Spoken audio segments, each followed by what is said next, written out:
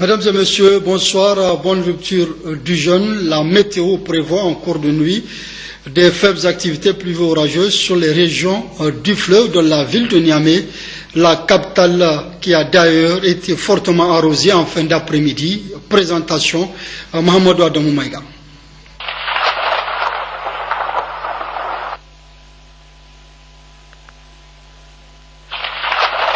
Chers téléspectateurs, bonsoir et ravi de vous retrouver pour cette page météo. Aujourd'hui, le temps est marqué par la formation d'un système pluvio-orageux sur l'extrême ouest du pays, soulevant des quantités énormes de poussière qui d'ailleurs a concerné la communauté urbaine de Niamey, et une très bonne couverture nuageuse sur le centre du pays. Cet après-midi également, d'autres foyers orageux se sont formés sur la région de Dosso, le sud de la région de Tawa, et le maintien de la couverture nuageuse sur le centre du pays. Cette situation nous amène à prévoir en cours de nuit des activités pluvio-orageuses faibles à modérées sur les régions du fleuve et des tendances orageuses sur le nord Manga. Et pour la matinée de demain, c'est une très bonne couverture nuageuse qui est attendue sur toutes les régions du fleuve, le sud Tawa, la région de Maradi et Zender. Passons à présent aux heures de lever et coucher du soleil sur certaines localités de notre pays. Ainsi, demain matin, le soleil s'élèvera à 5h39 à Bilma, à 5h46 à Ngigmi, à 5h49 à Difa, à 5h52 à Mbéni-Soroa, à 5h58 à Gouré, à 6h02 à Agadez, à 6h03 à Zender, à 6h05 à Magaria, à 6h12 à Maradi, à 6h16 à Tawa, à 6h18 à Birnin-Konni, à 6h28 à Dosso, à 6h29 à Gaïa, à 6h31 à Niamey et à 6h33 à Tilaberi. Il disparaîtra à l'horizon sur ces mêmes localités à 18h40 à Difa, à 18h40 à Ngigmi, à 18h43 à Méné-Soroa, à 18h49 à Bilma, à 18h51 à Gouré, à 18h55 à Magaria, à 18h56 à Zender, à 19h03 à Maradi, à 19h06 à Agadez, à 19h11 à Birnin-Konni, à 19h13 à Tawa, à 19h15 à Gaïa, à 19h18 à Dosso, à 19h23 à Niamey et enfin à 19h27 à Tilaberi. C'est tout pour cette page météo. Au revoir et à demain, Inch'Allah. Le ministère du Commerce et de la Promotion du secteur privé a organisé hier soir un dîner de travail avec la consultation de Doing Business, une rencontre d'échange mise à profit par le ministre du Commerce pour présenter les nouvelles réformes initiées pour améliorer le climat des affaires au Niger, compte rendu James Didier et Abdoulaye Hamidou. Il s'agit au cours de ces dîners d'information et d'échanges de présenter aux opérateurs économiques, aux commerçants, aux entrepreneurs, à la Chambre de commerce et autres investisseurs les nouvelles réformes et actions entreprises par le gouvernement pour améliorer le climat des affaires, mais également présenter les opportunités qui se présentent aux investisseurs qui souhaiteraient s'installer ou investir au Niger. Ces mesures sont les suivantes. Le décret 2012-247 du 30 mai 2012 portant création de la maison de l'entreprise. Cette structure est opérationnelle depuis janvier 2014. La loi des finances rectificative votée le 27 mai 2015 supprime définitivement les frais d'enregistrement des statuts de constitution de société. Ainsi, au Niger, l'enregistrement des statuts se fait sans frais. Mais avec la création du guichet unique, on n'a qu'un seul interlocuteur et les frais sont ramenés à 3 500 francs CFA pour la société à responsabilité limitée et à 17 500 francs pour les personnes physiques. Le bulletin d'information de la Chambre de commerce, d'industrie et d'artisanat du Niger est habilité à recevoir les annonces de création d'entreprises et le coût de l'insertion n'est que de 5 000 francs CFA.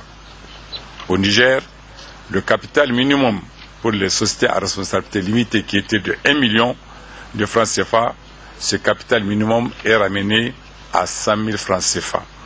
Toujours en termes d'action et réformes initiées par le gouvernement, la révision du code d'investissement pour faciliter la création des entreprises. Le code des investissements, ce code a été révisé pour une meilleure adaptabilité à l'ambition du Niger de faire du secteur privé le moteur de son développement économique. Ainsi, la composante jeune est prise en compte et beaucoup d'avantages aux sociétés exerçant dans la transformation des produits locaux ont été donnés. L'arrêté numéro 088 du ministère du Commerce, du ministère des Transports et du ministère des Finances du 17 décembre 2014 portant sur les documents exigibles à l'importation et à l'exportation des marchandises. Le macaron a apposé sur les camions après le contrôle, il a été produit et il a été mis à la disposition de la Direction générale des douanes. Une tournée d'information et de sensibilisation des forces de défense a été faite du 26 février au 6 mars 2015 et l'application doit être effective avant la fin du mois d'avril 2015. Pour les documents exigés à l'import et à l'exportation, l'application est effective. Ces mesures ont eu pour impact la diminution des points de contrôle et, par conséquent, la diminution des faux frais. Une autre conséquence, c'est le gain en temps. Par le passé, entre le premier poste d'entrée du territoire par la voie béninoise, Gaïa, pour une destination à l'instar de Niamey, distance donc de 300 km, le transporteur mettait 5 à 7 jours, car subissant plus de 20 contrôles. Aujourd'hui, il fait ce trajet en 2 jours au maximum. À l'importation, les documents sont passés de 10 à 6. À l'exportation, ces documents sont passés de 8 à 4. Autre avantage, c'est celui que nous avons dans les délais. Pour l'importation, le délai revient à 18 jours au lieu de 62 jours par le passé, depuis le départ du port pour entrer en territoire nigérien.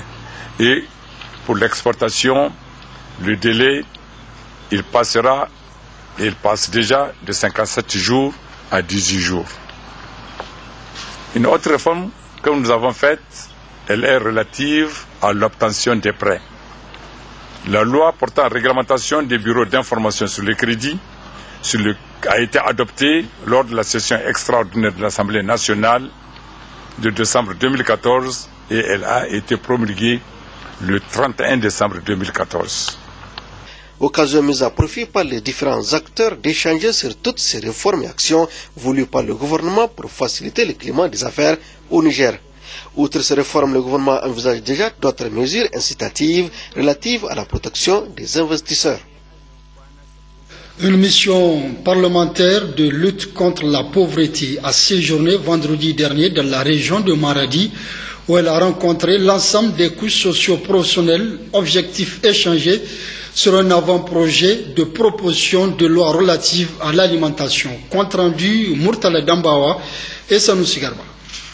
Organisée par l'Assemblée nationale en partenariat avec le consortium droit à l'alimentation et à la souveraineté alimentaire, cette rencontre a pour objectif de sensibiliser et recueillir les avis et propositions des acteurs concernés, à savoir l'agriculture, l'élevage, la santé et le commerce. Cet avant-projet de loi vise aussi la mise en place législative l'exercice du droit à l'alimentation en tant que droit humain fondamental, conformément à certaines prescriptions constitutionnelles. La présente loi détermine également les éléments constitutifs du droit à l'alimentation ainsi que les principales obligations de l'État, des autres personnes morales, des droits publics et privés et de toute personne physique intervenant dans le domaine de l'alimentation. Le gouverneur Abdou Maman s'est félicité de cette noble initiative très bénéfique pour la population nigérienne en général et celle de la région de Maradi en particulier. Abdou Maman a aussi précisé que la sécurité alimentaire est l'une des grandes priorités de nos plus hautes autorités. C'est une inscription qui est dans notre constitution. Cependant, on pense au niveau du Parlement qu'il est important d'en faire une loi pour lui donner toute sa dimension. Pour que véritablement le citoyen, tout citoyen nigérien, puisse se sentir sécurisé sur le plan alimentaire. Le droit à l'alimentation est le droit de chaque personne de disposer d'un accès permanent, régulier et libre aux ressources pour produire, gagner ou acheter une quantité suffisante d'alimentation exempte de tout danger, culturellement acceptable et répondant à ses besoins nutritionnels pour mener une vie psychique, individuelle et collective, libre d'angoisse satisfaisante et digne. Comme vous le savez, la question de l'alimentation dans notre pays est une question éminemment importante. Au point où, dans la constitution de la 7e République, cela a été constitutionnalisé, notamment de l'alimentation un droit pour de la réflexion. Il nous apparaît opportun d'aller dans l'élaboration d'une proposition de loi de manière beaucoup plus précise les obligations et les différents devoirs des acteurs. Il y a l'État, mais il n'y a pas que l'État. L'ensemble des différents acteurs qui concourent d'accès à l'alimentation. Donc c'est une thématique vraiment importante. Au cours de cette rencontre, les participants ont débattu sur les avantages et opportunités ainsi que les contraintes et difficultés qui peuvent en découler. Il est à noter qu'en marge de cette rencontre, l'on a procédé à la mise en place d'un comité de collecte d'avis des secteurs concernés, à savoir l'agriculture, l'élevage, le commerce et la santé.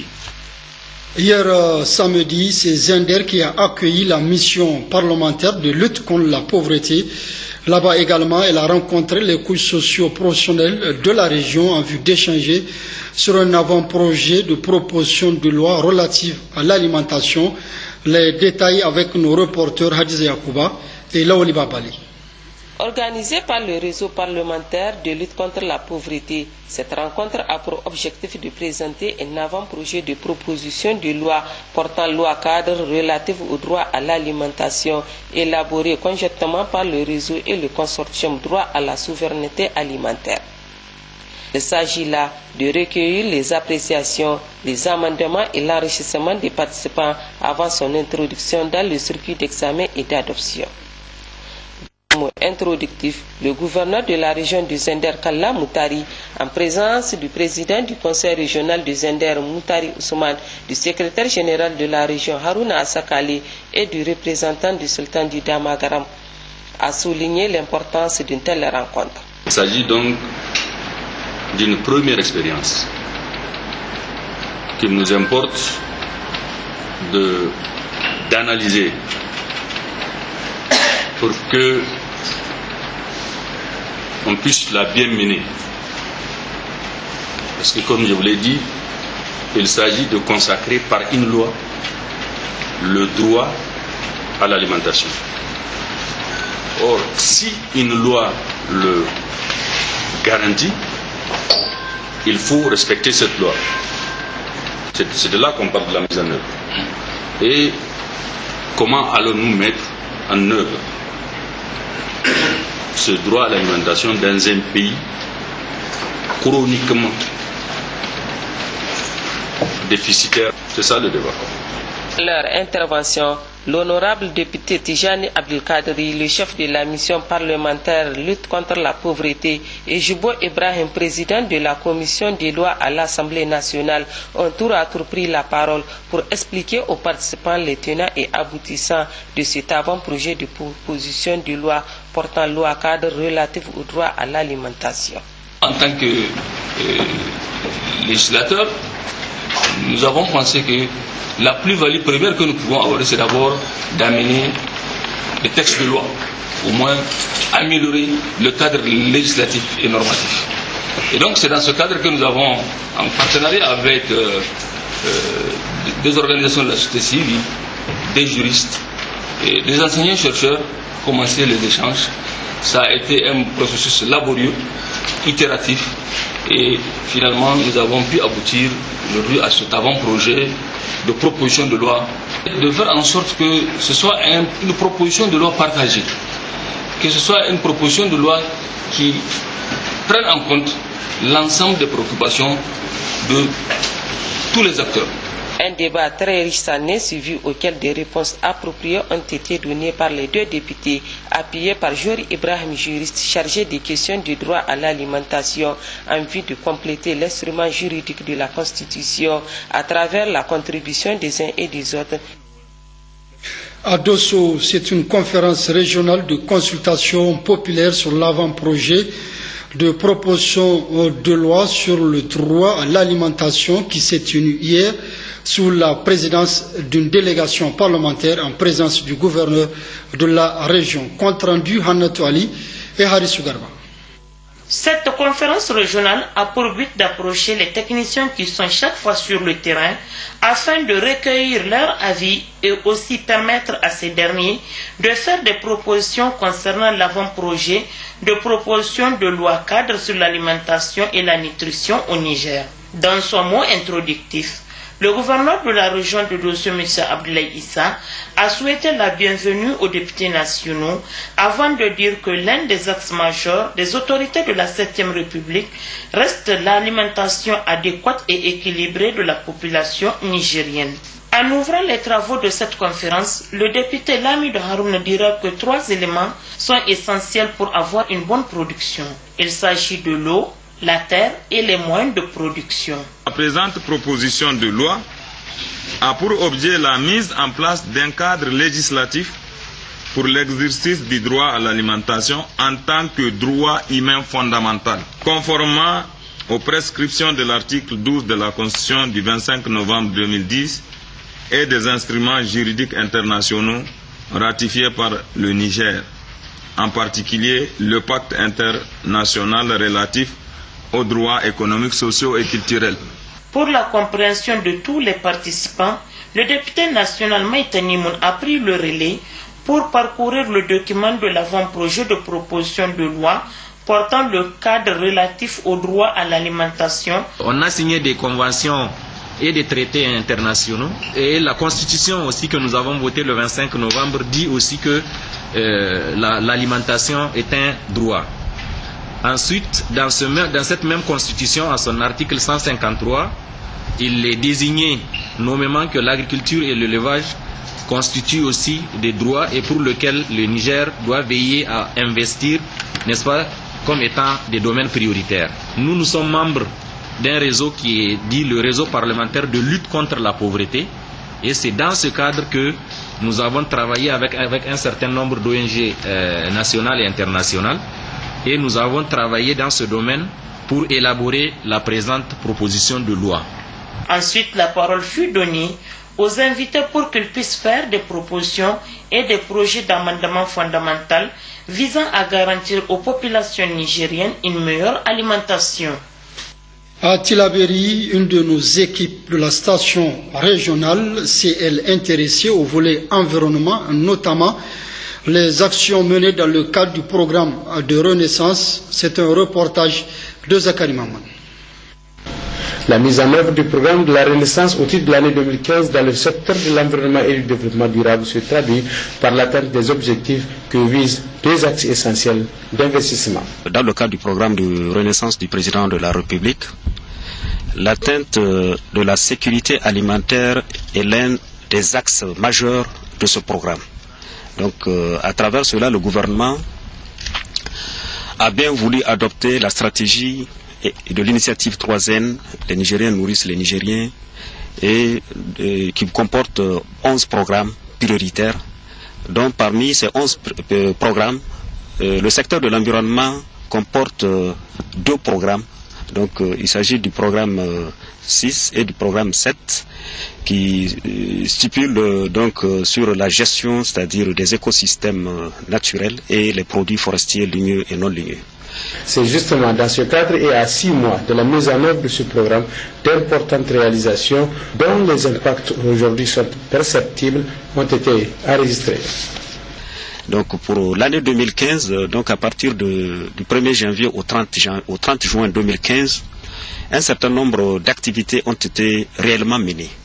Ces activités se traduisent par la restauration et la protection de l'environnement à travers des actions de CSDRS, ouvrages anti-érosifs, et deuxièmement aussi à travers donc l'amélioration, c'est-à-dire des cadres de vie des populations par des activités HIMO, donc entre autres la lutte contre les plantes envahissantes, la lutte contre les feux de brousse. Et en troisième niveau, il y a l'amélioration aussi nutritionnelle des populations à travers l'empoisonnement des mares et des retenues d'eau.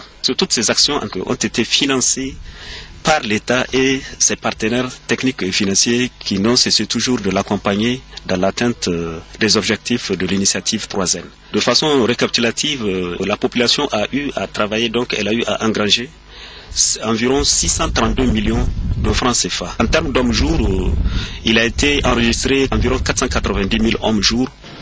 Plus de 600 millions de francs CFA ont été engrangés sur place par les populations bénéficiaires de ces actions. Je suis satisfait de ce travail de confection des banquettes. Au niveau de notre village, avec l'argent que je gagne, j'arrive à satisfaire les besoins de ma famille. Je remercie le gouvernement qui nous a beaucoup aidés. Moi, je suis vraiment content, car ce travail m'a beaucoup aidé. J'ai gagné de l'argent, j'ai acheté de la nourriture et des habits pour mes enfants et d'autres besoins. Je remercie les autorités du pays pour tout l'intérêt qu'elles portent à notre bien-être. À travers ces actions, ce sont donc 5 902 emplois temporaires qui ont été créés. Voyons à présent comment s'est déroulé le concours d'entrée dans les écoles normales des institutions avec nos correspondants des différentes stations régionales. Dans la région d'Agadez, ils sont au total 90 candidats répartis dans 3 salles de classe à se présenter au concours professionnel d'entrée à la section spéciale des écoles normales d'instituteurs au titre de l'année académique 2015-2016. Le test est ouvert aux instituteurs adjoints en activité dans les différentes écoles primaires. Le gouverneur d'Agadez, le colonel-major Mamadou Fodé Camara, qui accompagne les secrétaires généraux de la région et le maire adjoint de la commune, a procédé à 8 heures précises au lancement officiel des épreuves écrites.